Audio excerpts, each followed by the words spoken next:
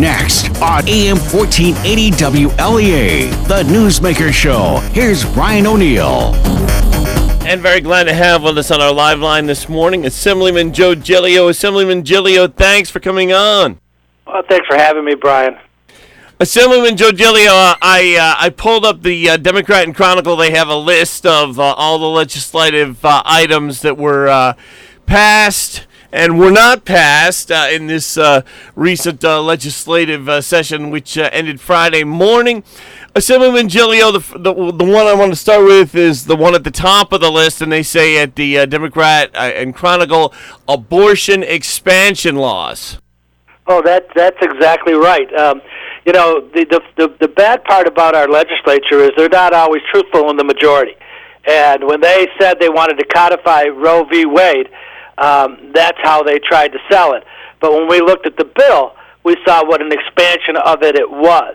And so it was more than, they tried to use the president and the Supreme Court as a crutch, saying, oh my God, that somehow the end of abortion is near and we have to codify it in the state of New York and we have to do this. But unfortunately, what they really did was expand the rights, make it a lot worse. We're practically to partial birth abortion now. And that's what it really was. And that's their method of operations, Brian.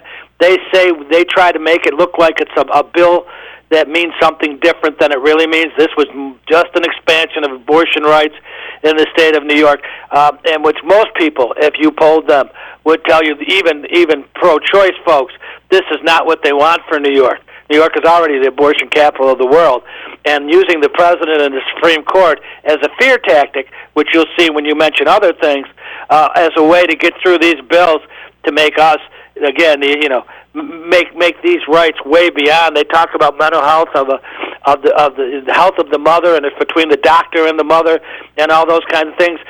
People won't argue with that too much until they find out, well, what about the mental health of the mother? What about, who's determining that? And that's all right too. But until the fact that you expand it to, who's going to perform the abortions and things like that, those were the things that they put in there. They expanded the rights. The folks in the state of New York, like I said, even pro-choice people did not like how far they went with this bill. And I'm sure it's the most liberal abortion bill in the state in the United States. Assemblyman, will it be like the Virginia law where you can, how do I say it, kill the baby once it's out on the table, out of the womb? We're concerned about that. Some of the stuff we've been looking at, when you talk about partial birth abortion, that's exactly what that is.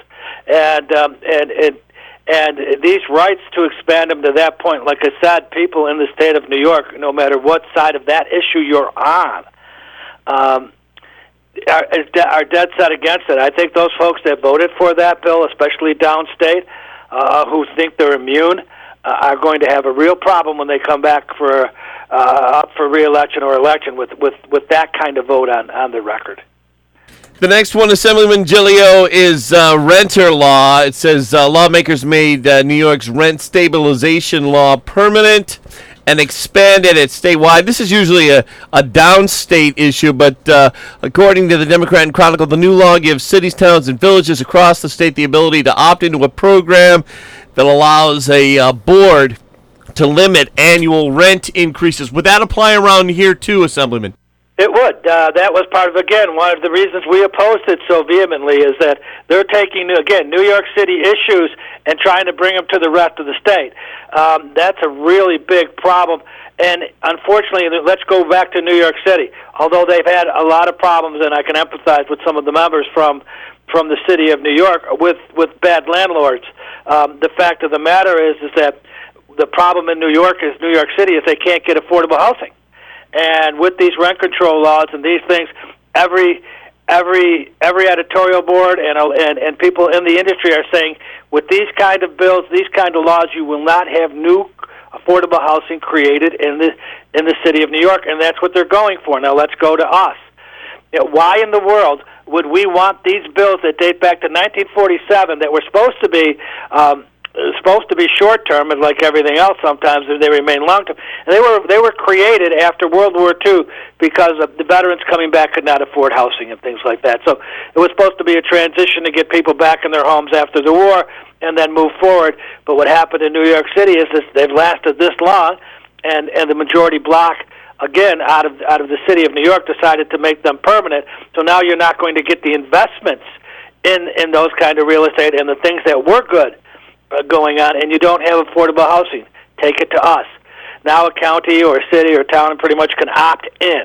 You know, they tried to make it mandatory, but basically some calmer had prevailed and said, well, if they need it, they can opt in. And you can only invoke it if you have less than a 5% occupancy rate in your municipality. So that would mean that there would be 5% or less residences or apartments available to rent, and then it could kick in. I don't see anybody in this part of the state, any government officials, any government entity opting into this. This is just bad law. Assemblyman Giglio, the third item on the list was the decriminalization of marijuana. Originally, the Democrats in Albany wanted to fully legalize marijuana. They were not able to get that taken care of. Can you give us the details on that one? Well, the details on that one are pretty simple. But let's start out with just why that bill's here. Because the rest of the state, when it came up to legalizing marijuana, mobilized and came up with the reasons why it shouldn't be legalized. And then the governor and the Senate and the Assembly couldn't agree on how to do it.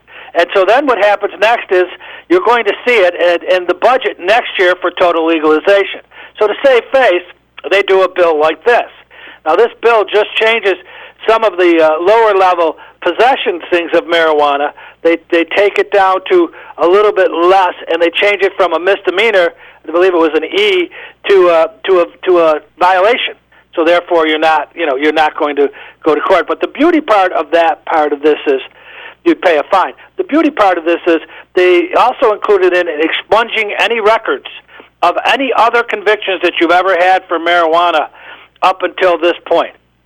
And the reason for that, they're claiming, is it hurts people that were somewhat innocent, and again, I'm quoting them, that have this on their record and then the record for the rest of their life, and they might have problems getting jobs and stuff like that. But in nowhere in the legal system do we find, that you could go back and quote unquote, and in this bill, the language is expunge those records. So they'll not seal them, expunge them. So in other words, destroy them, and they can never be seen again. And the genesis of that comes out of a New York City issue when Bloomberg was the mayor, and he was doing what's called stop and frisk with his police department. And a lot of times when they went in and did stop and frisk, marijuana was the first offense that they got him for as they searched. But then they got him for gun violations and a whole bunch of other things. They had illegal weapons and all this kind of stuff. So this is a reaction. And back then when they were doing stop and frisk, I forget what the number was, probably 30,000, 40,000. Don't quote me on that. But I think last year at most the last records were less than 11,000. So when they stopped that program, it stopped working. But again, this is more of an issue of downstate imposing what happens to their city on us in our part of the state. And we keep saying one size doesn't fit all. Now, decriminalizing it is not the worst thing in the world, but every rehab association will tell you when we're talking about legalizing it, and law enforcement, if there's serious problems with that. And they can argue all they want about gateway drugs and those kind of things. There are studies that show that's where it starts, and God knows where it's going to end up. Also, we're not, so that's just that bill, but what's coming is going to be a bigger problem, and they're going to want to all take credit for it. So they're going to end up putting, this is just a prophecy by me, they're going to put it in the budget next year, and we're going to see it again. Talking to Assemblyman Joe Giglio about what got done and what did not get done in the state legislative session. The fourth item on the Democrat and Chronicle website is voting reforms, including early voting. And Assemblyman Phil Palmisano had a lot of concerns about that he talked about when the Assemblyman was on, I think, a couple of weeks ago. Yeah, there are a lot of concerns about that. There's multiple concerns because we tried to get... and it is now part of the bill. The problem with early voting is, especially in our counties, where do you set it up How do you man it? And they're not paying for it. Counties are. No, that's pretty much some of, and then there's a fraud option there because, and that's probably, I'm sure, what Phil was concerned about too, is that how do you track them? How do you know who's voting where? And those kinds of things. So all you are is expanding early voting. And again, studies have shown in other states that do that, it doesn't increase overall turnout. It just doesn't do that. And that's what the mantra is. Oh, this is going to have it more participatory. No, it's not. And all you're doing is opening us up for more fraud, costing us more money. And in counties like ours, there is just, where do you set it up? Because physically, we have very large counties, and we don't have the population. So geographically, where do you set it up? The county seat? You can set it up one place. How do you man it? How do you determine who's coming in? How do you determine where they're actually registered? How do you know they don't go back to their district and vote again? Because the technology, and again, that was part of the argument, the technology has not caught up with it yet. And what we're trying to say is, it isn't there yet, so, what you're opening up for fraud and cheating, and their argument is, well, the technology will eventually catch up, so why won't we wait? And then we went for no reason absentee ballots, which would be the exact same thing as early voting, but again, better checks and balances on that, and it gets more things done, and that would allow somebody, even if they're not out of town and there was going to be something on Election Day, to get it, make their votes early, and send it to the Board of Elections. That's a way that doesn't cost us any more money, doesn't set us up for more hours than we already had to do, and doesn't force counties to try to pay for all these things. That's what the problems with that is. We're going to take a quick break. When we come back, we'll keep going through this list from the Democrat and Chronicle on what got done, and we're getting reactions to the legislative session and the end of it from Assemblyman Joe Giglio. We'll be back in 90 seconds. Stay with us. The Canisteo Police Club and the Maple City Police Club have teamed up to host an inaugural Smoke in the Valley event to be held on Saturday, July 27th at the Canisteo American Legion. It'll include a large barbecue competition, tastings from several local breweries, wineries, and cideries, over 10 hours of live music, cornhole and horseshoe tournaments, kids' activities, and lots of food and drinks throughout the day. Tickets available now from any Hornell or Canisteo Police Club member, or visit this website, canisteopd.com, and click on Police Club. And before we get back to Assemblyman Joe Giglio checking in with meteorologist Rob Carolyn, who's predicting a rainy afternoon. I am, Brian. We've got a frontal system moving through the central United States, headed towards the East Coast. The clouds are already here. The showers will follow. They'll be popping up later this afternoon and into the evening. Temperatures today, Brian, not doing too badly after a nice weekend. We're up to about 75 to 80. Sunrise earlier today was at 5:34. Sunset tonight at 8:51. Day length, some of the longest of the year at 15 hours and 16 minutes. Tonight, front's going to move through with scattered showers. The chance of a thunderstorm, we're 60 to 65 overnight. The showers are going to wind down tomorrow morning. We'll actually see some sunshine developing tomorrow afternoon. Highs will be somewhere between 75 and 80. Tomorrow night, partly cloudy, 60. Partly sunny Wednesday with the threat of a shower or thunderstorm in the afternoon. High temperatures are going to be around 80 degrees. That'll be partly sunny with the risk of an afternoon storm on Thursday as well, Brian.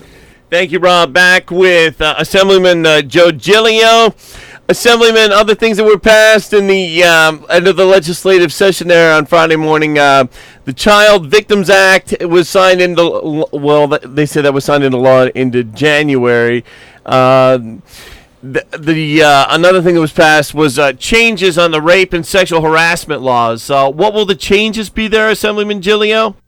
Well, basically what that's going to do is expand the statute of limitations and things of that nature so that you have an ability to try to seek redress in things that happened a long time ago. And part of that is tied probably to the Child Victims Act, basically because sometimes when those things happen, the victim is too afraid to testify or to bring a charge yet, and sometimes after a little while they find the right people to help them. So we're just trying to make sure that anybody that was victimized, even as a young adult, will be able to, or any adult will be able to bring forward charges. So it's just an expansion of what we've already done. Now, number 8 is the end to the religious exemption for vaccinations. This is largely a Brooklyn and Rockland County issue where there's a lot of Orthodox Jewish people who don't want to have kids, their children, take vaccines. What did you make of that controversy, and what did you make of ending the exemption for vaccines? Well, the problem with that is take me. I'll use me as an example. My wife and I, as parents, we wrestled with that for our children because of some of the studies that say it could cause harm, and then eventually it was our decision to vaccinate our children, and that's what we did. Now, I'll tell you the number of people that have come to my office with different problems with vaccinations. One of them were, again, she was a nurse, studying to be a nurse. She needed to be vaccinated. She got vaccinated, before or just after her boards, and lost all her hair, and it never came back. So this person, who is in the medical field, is afraid to vaccinate her children because she's not sure what reaction it would have, since somewhere along the genetic line, obviously her children share her genetics. And so that's her fear. There has always been the fear of autism, whether proven or unproven, and in a lot of cases, vaccine was blamed for that. In the state of New York, outside of those areas, the percentage of people that had said got measles or were not vaccinated were less than 1%. And so the argument was, and then the final part of the argument is First Amendment rights, whether you are allowed to exercise your religion freely, which again goes back to what's happened in Rockland and Brooklyn. So, the bottom line is even around here we have a large Amish population whose religion is practiced differently than the mainstreams. So how do you reconcile all of that, Brian? The fact that it's a First Amendment right to practice your religion the way you want. Parental rights are being compromised for less than 1% of an issue in the entire state of New York. And is it a slippery slope, again, when you start taking the amendments of the Constitution and deciding you don't have to abide by them? So when you looked at the bigger issue, nobody wants, it was called the herd mentality. If you have such a percentage, then it shouldn't be a problem. And these outbreaks in those places that you talked about were serious, and the people there were concerned. This bill was 5 or 6 years old. It wasn't a new bill. It had never gotten any traction. But again, with both majorities being controlled by one party, they decided to force it through. It should have, again, been more hearings.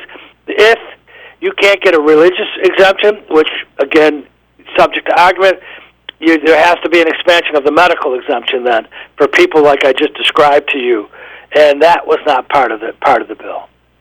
Assemblyman Giglio, this next one is one I think a lot of our listeners have been listening for: driver's licenses for illegals. Can you believe that one? Let's start out with the word illegal.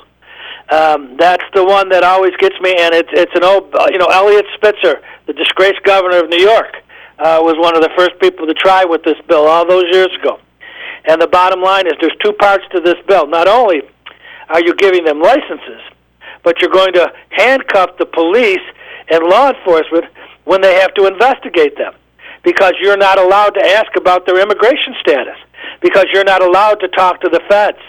You're not allowed to do that. And so now we're going to have a whole group of people that, again, start out illegally in this country on our roads. Now their argument to that was, Brian, is, okay, it'll be safer, and we will recoup all this money because they'll register their cars and they'll get insurance and they'll get this. The bottom line is this: they're still illegal, number one. Number two, if they've been driving without licenses for all this time, do you think they're going to start getting licenses now so they can, quote-unquote, might be able to be tracked? Number three, according to the insurance companies, that they won't give you insurance without a 3-year driving record. Or you will get insurance, but you will be pushed in the risk pool, and it will cost you X amount of dollars more than you would otherwise. So as we bring up these issues, they just poo-pooed them and said, oh, that don't matter. It's going to be a revenue source, that's going to be this, that's going to be that. Insurance guys say, okay, even if they did get their license and they applied for insurance, we'll put them in the risk pool. Once they're in the risk pool and they get their ID cards and stuff and they make their first payment and they're on the road, we can almost guarantee you 1 in 7, and this is not just immigrants, people that are in that pool only pay their first premium and then don't pay again until they get caught. So not only are you putting these people on the road, who are already on the road and already violating our laws, and I'm sure will continue to, and you run into the insurance aspect. So exactly what is their incentive already being illegal? And then you tell them, you tell our law enforcement that you can't investigate them further, and you're not allowed to contact the feds and ask on their immigration status. Excuse me. When do we create a new special class of people that all our laws don't apply to them? And again, you start with illegal. And it's a federal problem, immigration. But in New York, they react to, again, what the president says and what might be going on in Congress and in the southern border, and say, oh, no, not in our state. Not in our state. So in other words, we can endorse lawlessness. That's okay.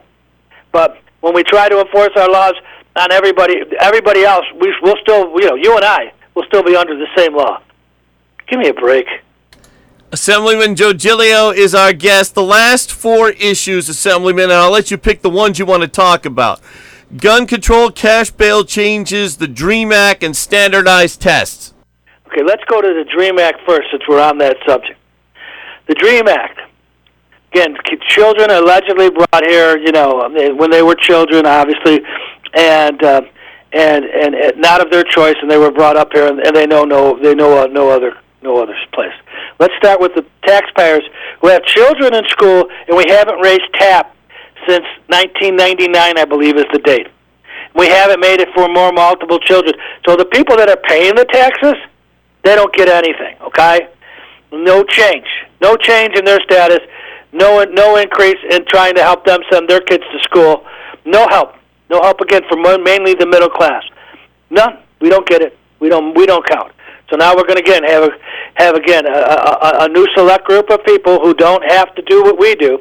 You make them eligible, and then they don't have to stay in the state, nor do they have to be from this state. I believe the bill says that as long as you come here and get your GED or you're here for a little while, you can get it. And then after you get college, after the taxpayers of the state of New York pay for college, they can leave and go anywhere they want. There's no stay for a few years and try to get a job and earn an income.